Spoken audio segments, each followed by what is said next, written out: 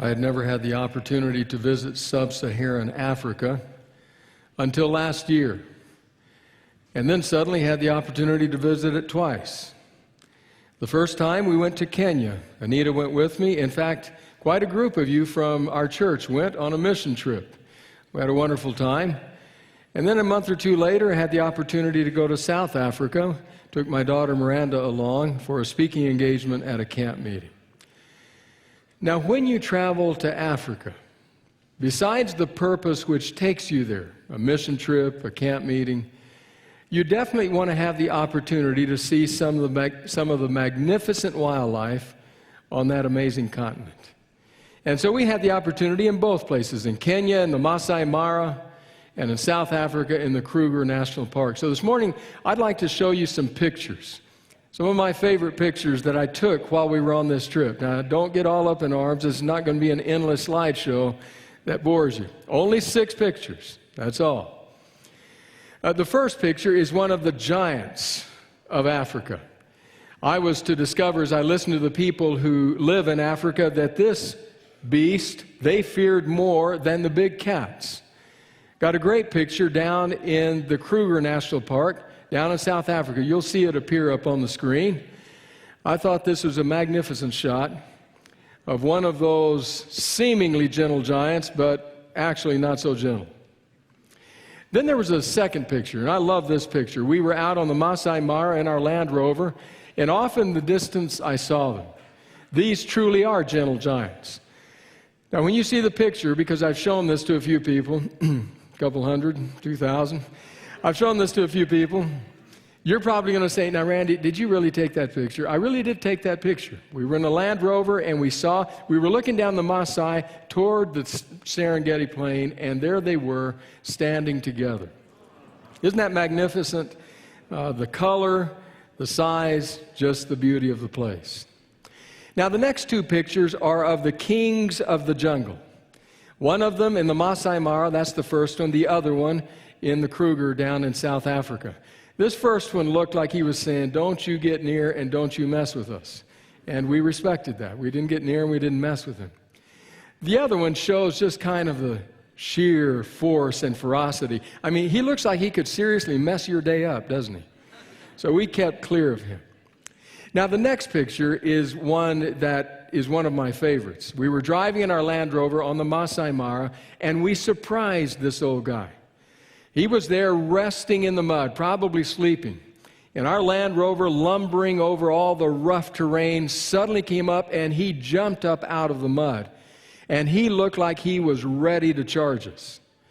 Now, before I show you the picture and what it was, these seriously are dangerous animals. Dr. Richard Rohe, who was with us on our trip, spent years growing up in Africa and told us about one of these. An uncle of Dr. Rohe's was a missionary in Africa, and in trying to help some of the people who lived there protect their vegetable garden, was gored and killed by one of these.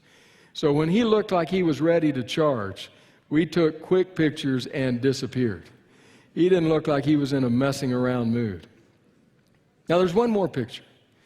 But before I show you this picture, I have to give you just a bit of background. I learned that when you go to Africa, you want to try to see the big 5. Let me see if I can remember what the big 5 are. Cape buffalo, rhinoceros, elephant, lion, and leopard. You want to make sure you see the big 5. On our first trip to Kenya, I saw 4 of the big 5. Didn't see the leopard. The leopard is that nocturnal, elusive beast that is hard to see.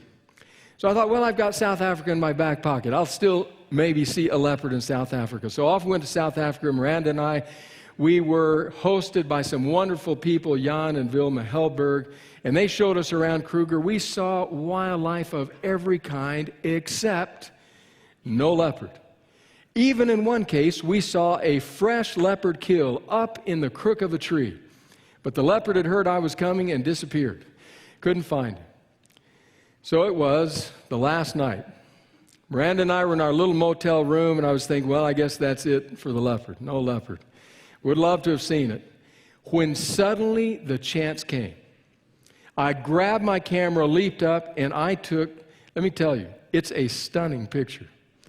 Now, I want to show it to you, but I want to again say that When you see this picture, I know what you're going to ask. You're going to ask, did you really take that? So let me just be very clear up front. The picture you're about to see, I took with my very own camera, and we weren't even in a vehicle. Okay, you ready for this? You'll see it appear up on the screen. Is that stunning or what? Unbelievable. Got my leopard picture. Now that's an appropriate picture to show because today we begin a series on the book of Daniel. And Daniel, in the second half of the book, has all kinds of fearsome beasts, including a leopard. In fact, that picture of that leopard, that helps us set the entire focus for what is the dominant theme in the book of Daniel. But before I tell you why it helps us set that focus, I have to give you a little bit of background on the actual taking of the picture.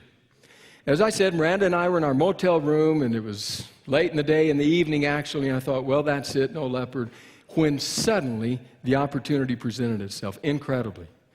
I leaped up out of bed, grabbed my camera, went over, because right there hanging on the wall was a picture of a leopard, just this incredible picture. And I got my camera, I got it all in focus, and boom, I took the picture, there it was. Unbelievable. Wow. Now actually, the picture of which I took a picture was taken by South African wildlife photographer extraordinaire, Bruni Mentrop Nortje. What a picture. But I came back with my African leopard picture. Now I know what you're saying. You're saying, come on, Randy, what are you talking about? How could you say, that changes everything. And you know what? It does. It changes everything. When you know what's behind the scenes, the behind-the-scenes reality changes the entire story. That right there is the book of Daniel. Because in the book of Daniel, we are going to face tremendous threat and challenge and danger. We're going to face kingdoms that gobble up other kingdoms and claim to be the most important, powerful reality on the planet. We're going to face kings who say, everyone must bow in obeisance to me. I rule the world. We're going to face subtle foes who work behind the scenes to try to create danger and ultimately death for the people of God. We'll face a lion's den. We'll face a fiery furnace. We will face threat and danger of every kind. And it will feel to us like looking at that leopard picture and thinking, how utterly dangerous. How did that happen? But then what Daniel does is that Daniel walks over and he grasps the screen that hangs between time and eternity. And he pulls it back to reveal that behind the scenes, there is a God on the throne who is ordering all the happenings of human beings. He is moving things toward his ultimate will and conclusion. And knowing what's behind the scenes changes everything. We can actually lie down in that room with that leopard right there and sleep because we know the real story. That's Daniel. And so today we begin in chapter 1. We begin at a time of utter devastation for the people of God, for the kingdom of Judah and the city of Jerusalem. Nebuchadnezzar, king of Babylon, has marched into the land. In fact, he will do it on 3 separate occasions and has utterly destroyed the city of Jerusalem, leveled it. And when he has done so, he has taken the best and the brightest of Jerusalem's young people, all of them, in fact, taken these young people back to Babylon with the intent of making them wise, astute Babylonian servants. The writer of 2 Kings, in speaking of the incident, will tell us that the only people left behind in the land were the poorest of the land. So it's a devastating time. But then in one line, in verse 2 of Daniel 1, Daniel pulls back the screen and shows us what's behind the scenes. And that changes the picture. Daniel chapter 1, we start reading in verse 1. in the 3rd year of the reign of Jehoiakim, king of Judah, Nebuchadnezzar, king of Babylon, came to Jerusalem and besieged it. And the Lord delivered Jehoiakim, king of Judah, into his hand, along with some of the articles from the temple of God. These he carried off to the temple of his God in Babylonia and put in the treasure house of his God. Devastation. If we were to ask a historian, what was it that happened here when Nebuchadnezzar came to Jerusalem? The historian would tell us, well, the forces of Babylon, Babylon's army, Nebuchadnezzar's empire, and the might of that empire was just too much for Judah and Jerusalem. They overpowered the forces of Judah, annihilated them, and took people captive. That's what the historian would say. If we were to have asked one of Babylon's priests, what happened there? That priest would have said, well, I'll tell you what happened there. The gods of Babylon were much more mighty, much more powerful than the gods of the people of Judah and Jerusalem. Our gods conquered your God. We were vindicated. We are the ones who are powerful because our gods are mighty. That's what the priest would have said. But if you were to ask Daniel, what happened there? Daniel would pull back the screen and would tell you this from verse 2. The Lord delivered Jehoiakim, king of Judah, into Nebuchadnezzar's hand. There's an entire history behind this. A history of a rebellious people with multiplied warnings of what would come. People who ignored, people who persisted in sin. And finally, Daniel said, God was active. That's what happened between Nebuchadnezzar and Judah. It's easy to forget that. It's easy to forget that as we watch the machinations of human beings, as we watch political maneuvering, as we watch the movement of nations, as we watch the rise and the fall of kings and presidents and threats abounding everywhere in the land, it's easy to forget that behind the scenes, behind that leopard that seems so threatening, there is a story. But behind the scenes, God is on the throne.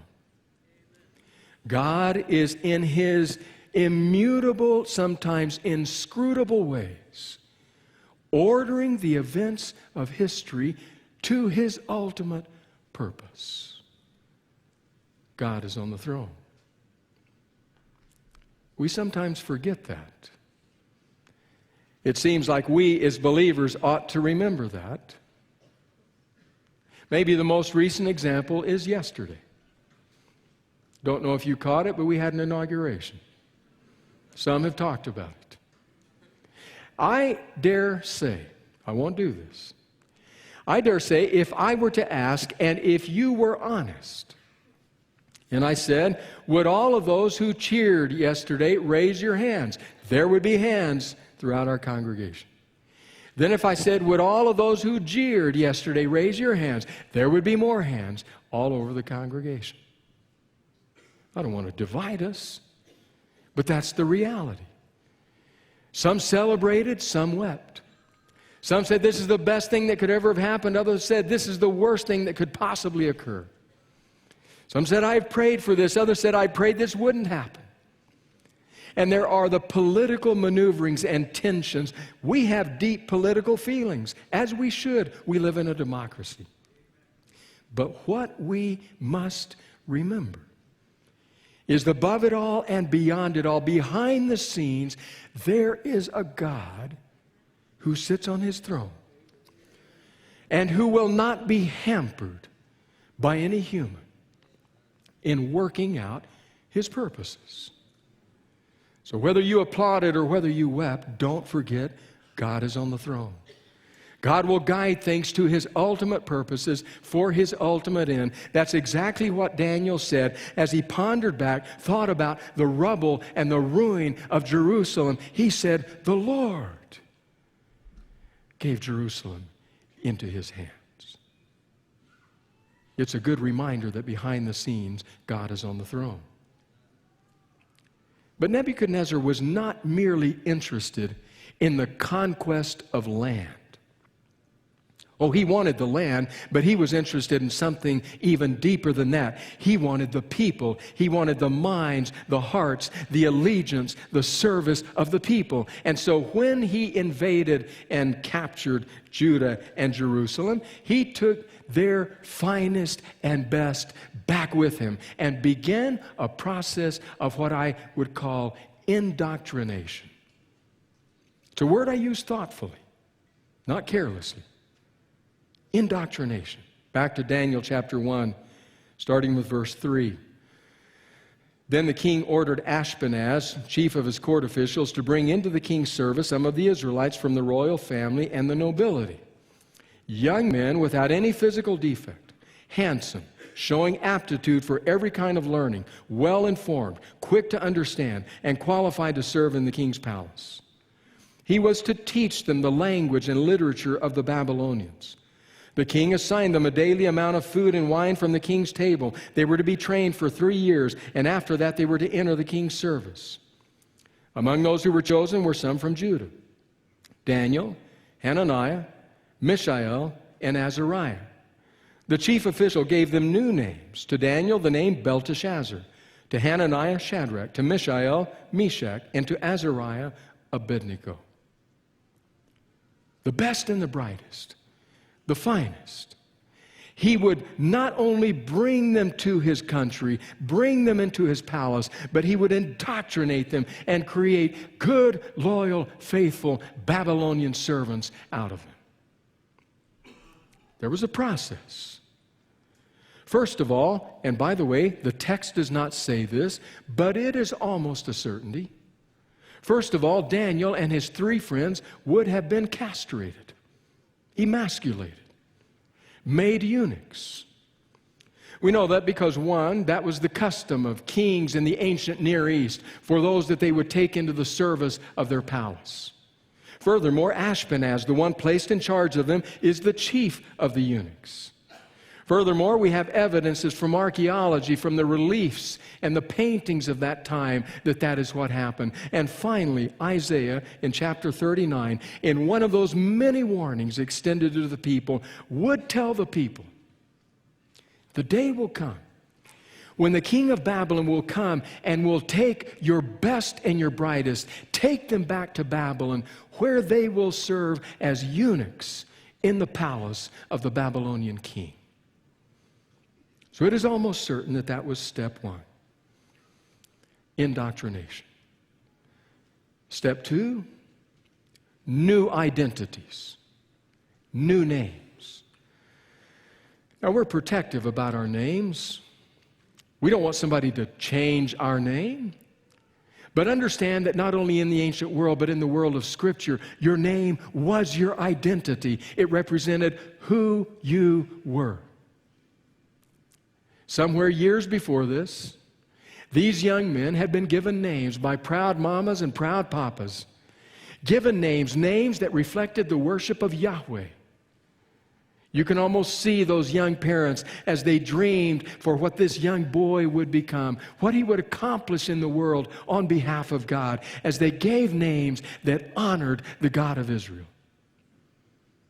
But now the Babylonian king says no more.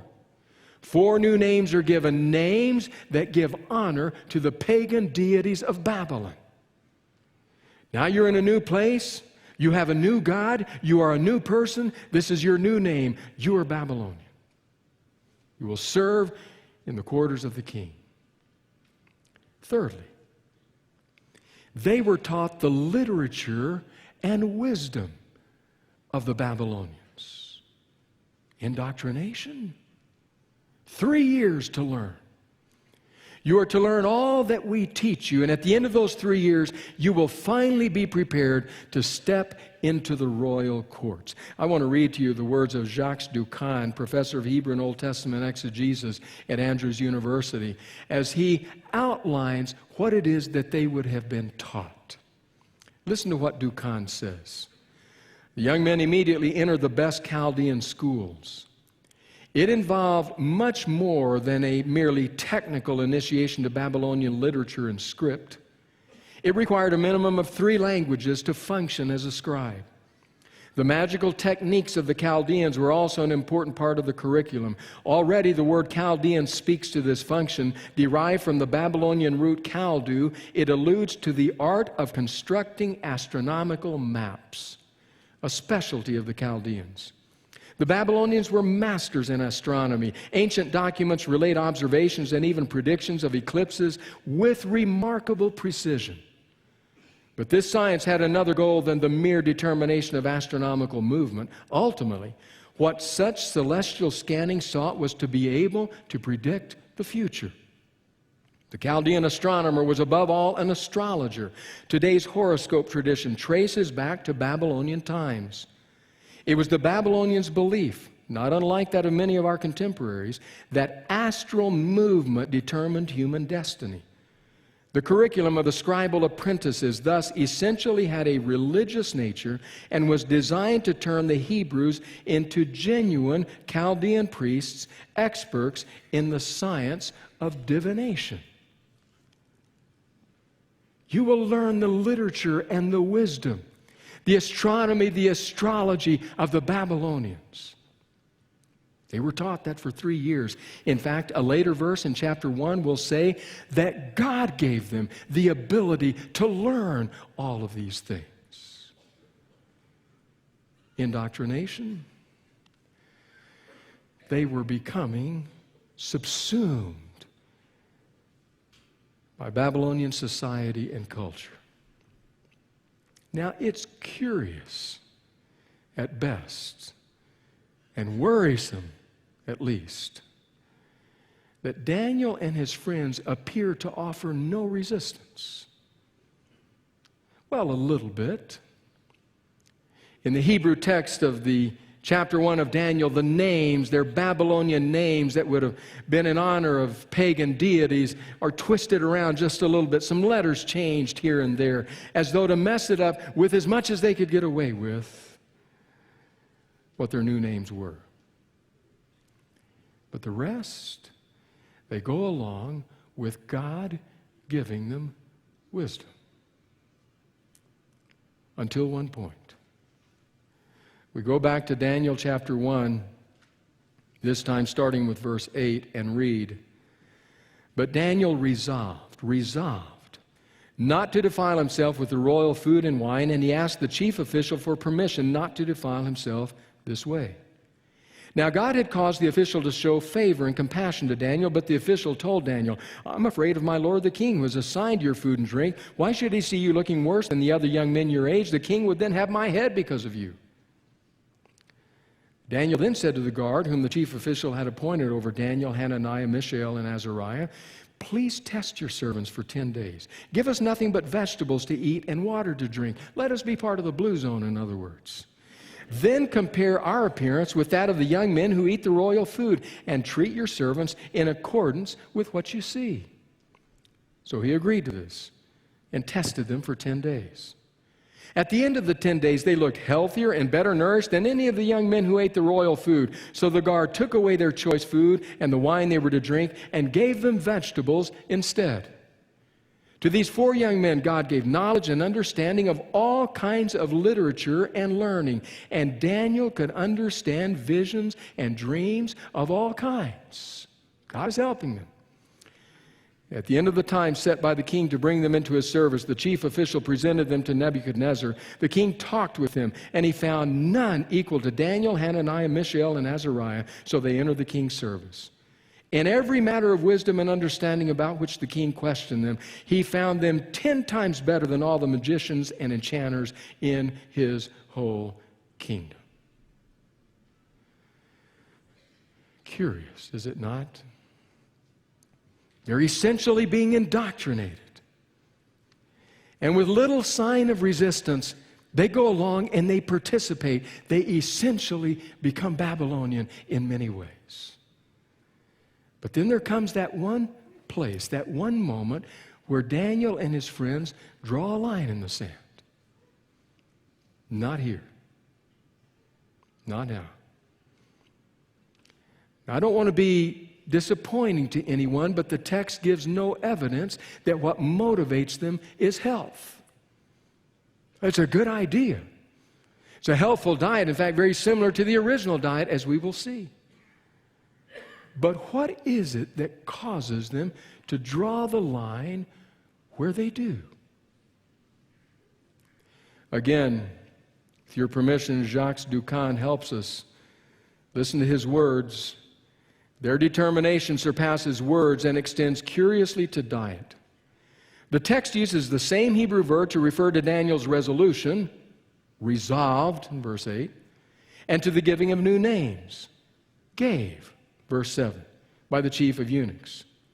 Through these echoes, the author intends to show that Daniel was directly responding to the king's attempt to force him into his Babylonian culture. To preserve his identity, the exile chooses to eat and drink differently. He asks for vegetables and water. Beyond the healthy choice issue, the concern is essentially religious, something already hinted at in the text by Daniel's desire not to be soiled, verse 8. Religious language found in the Levitical context of prohibited foods in Leviticus 11. Daniel shares the same concern as any Jew in exile, kosher food. Yet there is more here. The phrase that Daniel uses to designate the menu he wishes to have is a literal quotation from the text of creation. The same Hebrew words appear with the same associations, vegetables given to be eaten.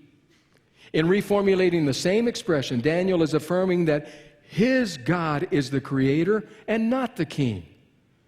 Because Daniel cannot control his food sources, he wisely then chooses to be vegetarian, the safest way to keep kosher, and also the most explicit testimony of his faith in the God of creation. By doing so, Daniel speaks a more universal language designed to reach the Gentiles who observe him at the table. His God is the God of creation, and therefore is also their God. It was customary to offer the food, the choice food of the king, in sacrifice to the gods of Babylon, pouring out wine in libation to those gods. And it was understood that to participate was to recognize their power and authority. Daniel, at the beginning of his life in Babylon, draws a line there, along with his friends, and in a very subtle way, a way that could be understood, but would be more difficult to attack. Daniel says, no, it is not your God who is the God of creation, but the true God, the God of the Hebrews. That is the God of creation. Daniel manifests his faithfulness, his allegiance, his loyalty to God in simple, strong, and winsome ways. After all, he begins with his first question. Well, why don't you just try it? Just try it. Winsome. And then when he draws the line, he does so in a way that is quiet but strong. Not these gods, but that God. But I'll tell you what's both amazing and alarming. What is amazing to me is the wisdom of Daniel, the wisdom we begin to see right here in this first story, the wisdom that will echo and reverberate in all the stories to come. But what is alarming is this. Daniel doesn't give us a formula. He doesn't give us a list where we can check off the items. He makes Spirit-inspired decisions at that moment in time where he will draw the line. Daniel 10, after all, seems to indicate that there are times when he does eat the king's food and drink the king's wine. So there's a wisdom there. There's a prayerfulness we will discover. A loyalty to his God that guides him in his decisions in a hostile culture. And that's alarming. Because the truth is, I would like a list. I would like to know clearly, this yes, this no. Stand on that, don't deviate. I don't find that in Daniel. In fact, Daniel appears to have the wisdom of another teacher who will come centuries later, who in his last night praying to his Father will pray about his closest disciples. Father, I pray not that you would take them out of the world, but that you would keep them from the evil. Again, a heart issue. Someone commenting on that text would say, Christians are like ships, meant to be in the water, but not full of the water.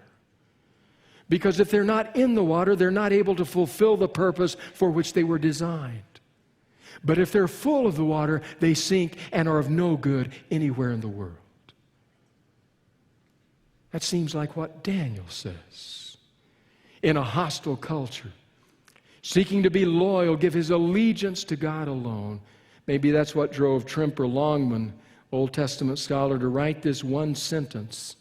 He says, Daniel teaches us that the struggle is not to make the culture Christian, but how a Christian can live in a hostile culture. Not make the culture Christian, but how you and me as Christ followers live in what is a hostile culture. I know that you have noticed it as well.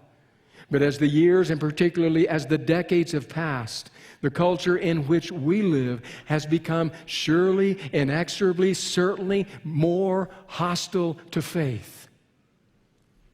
For that God calls the church to be people of winsome, deep faith, who know the God who is behind the scenes, who are not threatened by the leopard, who maintain their allegiance and loyalty, but who do so in a winsome way. That's Daniel. Faithful, winsome, in a hostile culture. Do you know what that creates in me? That creates in me a dream. A dream. We're on a university campus. There are young people everywhere we go. It creates a dream for me, for young people here in this place. Young people who will learn to know that God who is behind the scenes, the God who sits on the throne ordering the events of humankind to his ultimate purposes. Know him deeply. Develop a profound loyalty to that God. And then go from this place to engage the world around us. We need those who will help continue to carry out the mission and ministry of this place. We need those. But we need far more who will move out of the safe enclaves of the church, who will depart from the safe shores and engage the deep realities of an increasingly hostile culture around us, and who will do so with a desire to be firm and loyal but winsome, to have an allegiance to the God who is behind the scenes, and yet work in the realities of the world around us. In the politics, in the science, in the business, in the arts, in the music, in the movies, in the sports, Christians, people of faith, who become the salt of the world in winsome and God-loyal ways. That's Daniel in a hostile culture. The writers Dave Kinnaman and Gabe Lyons tell the story of a young woman named Ann Snyder. Ann Snyder was a person of deep commitment and deep faith, a Christ follower.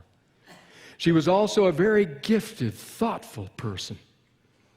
Her field was journalism, had studied journalism. Now she wanted to find a job in journalism in the greater world. So after a period of time, she finally landed what seemed to be her dream job. She was employed to be the assistant of one David Brooks, New York Times columnist and author. Ann went to work in this place high up in the echelons of the journalism in the world around us, went to work as a Christ follower, as a committed disciple of Jesus.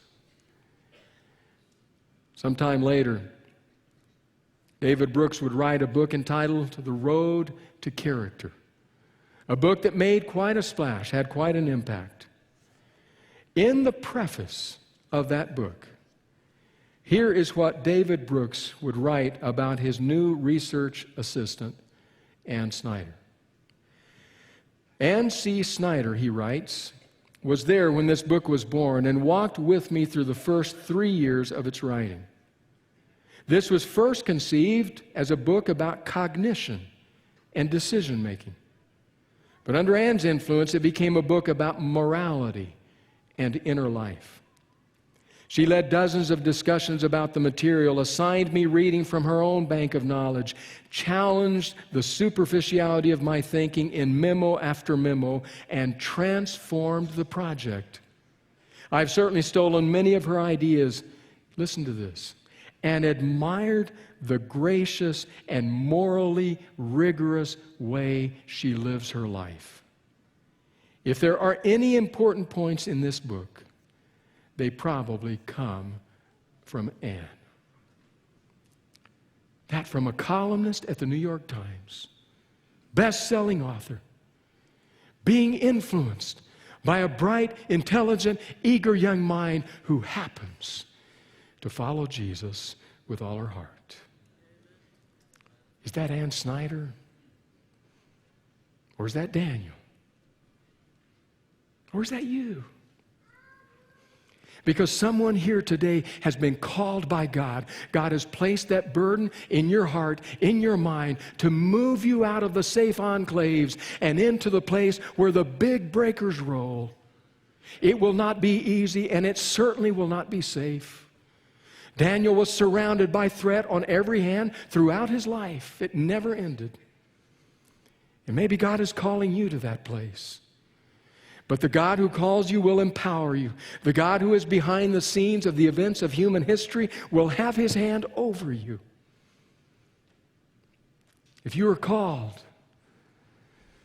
to the high-rise boardrooms of New York City, or the courtrooms of Chicago, or the film sets of LA, or the hallways of political power in Washington, D.C., and God has called you to that place, God will be with you in that place. He will empower you. He will give you the wisdom to sort through the thorny and delicate decisions you will have to make. But there is one who blazed a trail before you, a young Hebrew exile named Daniel. And the God of Daniel can be your God as well.